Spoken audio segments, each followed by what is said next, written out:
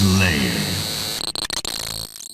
Alright guys, it is your President Q hitting you guys with more WWE 2K22. Now this latest video is something I've been contemplating making, but I felt like I've had to make it, and also I've tried to make it about 10 times. This is my 5th time recording this, so please hit that like button and support for your boy. Shout out to anybody hitting that like button, I really appreciate it. But I decided to make a video for the consumer. Now we have 5 good things and 5 bad things that I would like to discuss with you guys when it pertains to WWE 2K22, and if you're on the fence like a lot of people I do know, this is going to either sway you against buying it or towards buying it. Now let's go ahead and get into the 5 bad things. First off, let's go ahead and talk about the repeated entrances and animations. This source comes from Evolution. She got to play the game early, and she pointed out that superstars like Dana Brooke do not have updated and re-mocapped entrance animations. Now this is going to make or break it for some of you guys, because I know you guys really care about the entrances,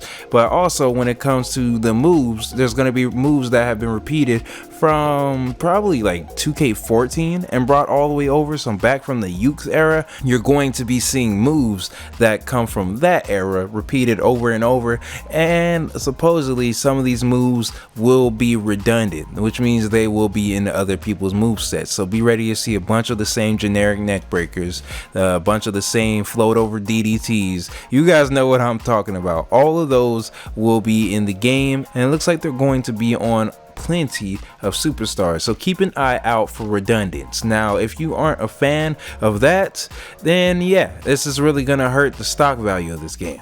Number 2, when it comes to bad things, is that when it comes to the MyGMO, shout out to them for bringing that back, but it has its flaws. Like for instance, you will only be able to use the male world title and the female world title when it comes to whatever brand you pick.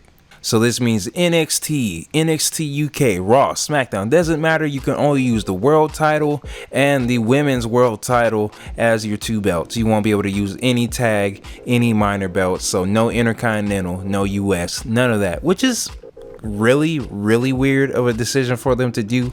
Hopefully that's something that we can complain about, because I feel like that's something that you can patch into the game. If I believe so, I feel like you can patch something like that into the game, but it's a weird thing to launch without, so I can tell that's definitely going to kill the excitement for a lot of people who are looking forward to that part of GM mode and crowning different kinds of champions.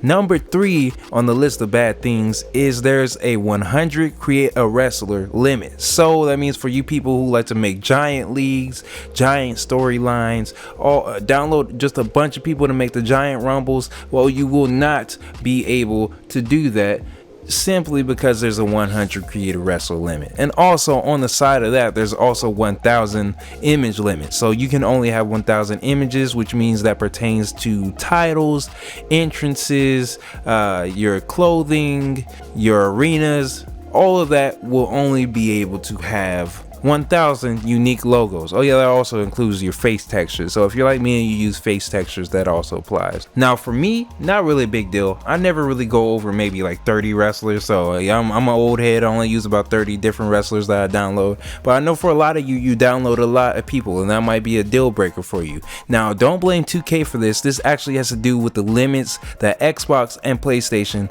puts on the games. Now PC can't do it because of their own individual reasons. I think it just applies to the same thing that Xbox and of course PlayStation have, but yeah, it's not really 2K's fault. I'm pretty sure they would want it to be higher, especially for the new gen games, but it is what it is. Number 4, no new match types. Now for me, this was kind of a pretty painful feeling when I found that out, that they have all the same match types that they do have on WWE 2K20, which means no I Quit match brought back, no Inferno match, and of course my favorite, special guest referee, has not made its return yet. I've been waiting for this mode forever. Looks like I'm gonna have to keep waiting, and I know that hurts a lot of people's feelings, but no new match types. Hopefully the match creator has added some really cool variables to it, but we'll have to see. And number 5 on the list of bad things, there's no MyGM multiplayer. Now what I mean by that is that you can do 2 players local on the couch. All right, you can also invite somebody to do PlayStation share play to play with you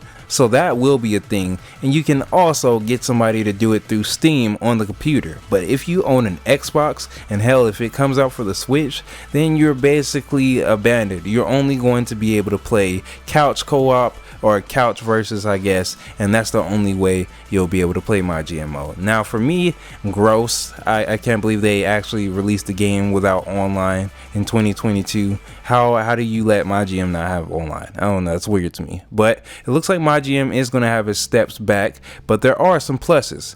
Now let's go ahead and get over to the positives, the ups. So we were just crapping all over GMO, but there are some things that it did do right. For instance, number one, you are allowed to have custom general managers and of course be able to customize your rosters. So this includes you can adjust people's popularity, crowd reactions, and I believe ratings within the GM mode. Now the popularity thing is a huge thing because if you're an old head like me and you played SmackDown vs. Raw 2007 and 2008 and even 2006, you remember you were not able to customize created superstars popularity. So like if you made a Chris Jericho created wrestler, you were not able to give them an accurate rating, which was super duper annoying.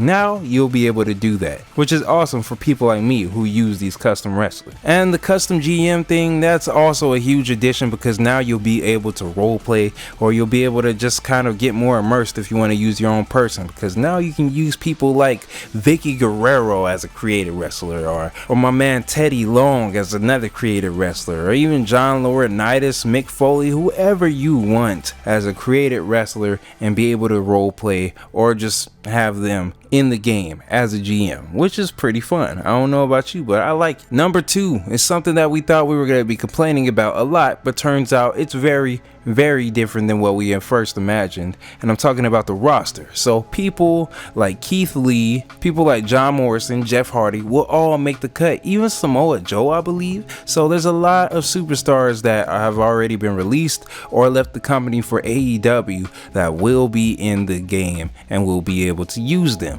which is awesome to me. I don't know about you guys, but I was worried about them all being gone, but as of recent, due to the leaks, we now know a lot of these superstars are making their return, and this might be their last time in a WWE game, so we need to enjoy this. This roster will be good. It won't be 2K20 again. We're gonna have legends, current wrestlers, and even wrestlers that are still wrestling but they're for the other company, and we can enjoy this. So please don't complain about the roster. This is the best that they could do, and I love it. Number three, we got to give credit to Visual Concepts where it's due. They worked very hard on the NBA 2K series when it comes to graphics, but this game's graphics are amazing. I'm so glad I am getting the next gen version of this game in 4K, 60 frames per second quality. It's going to be fun to play. It's going to be fun to see my wrestlers in there. So I don't know if you guys are ready, but I am ready to indulge in these graphics. It really helps the immersion, especially when it comes to these entrances, when it comes to the gameplay,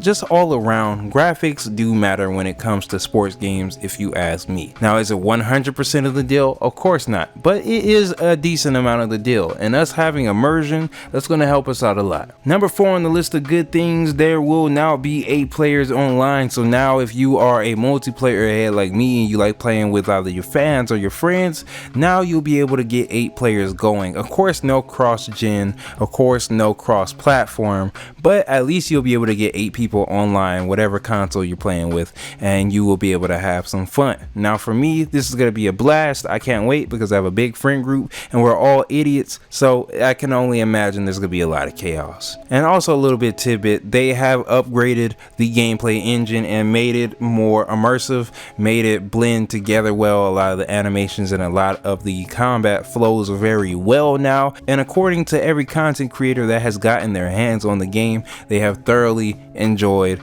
the fighting in the gameplay. So a lot of these people on Reddit forums and Twitter, don't let them fool you. They haven't touched the game yet. They're scared and screaming and Bloody Mary and all that, but the gameplay seems to actually be fun according to everybody who has played the game. So that is one big positive, and I know sometimes that is the one thing that's swaying people wanting the game or not wanting. And finally, this is for my universe heads because I'm a universe mode head, and they added a feature I've been waiting for, and it's called Superstar mode. Basically basically this superstar mode allows you to use one or a couple characters and just switch in between and go through their career playing as them in universe mode. So you only have to deal with their cutscenes, their rivalries, their experiences, and just keep going all the way through. So this is going to be good for content creators who want to do a career simulation or what ifs or whatever. It can all happen in the new superstar mode. It's a sub mode, so it will be in the universe mode, but the fact that they took out the time to kind of streamline that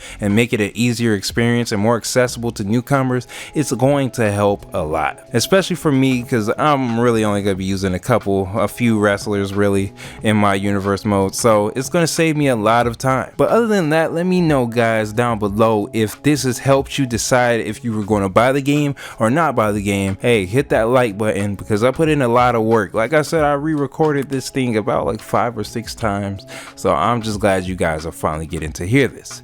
Now, other than that, we will talk later. I will have more videos coming out soon, especially some tutorials, so be ready for that, and I will talk to you ugly sexy face later. Check out my podcast, check out my live streams, and I'm out. Peace.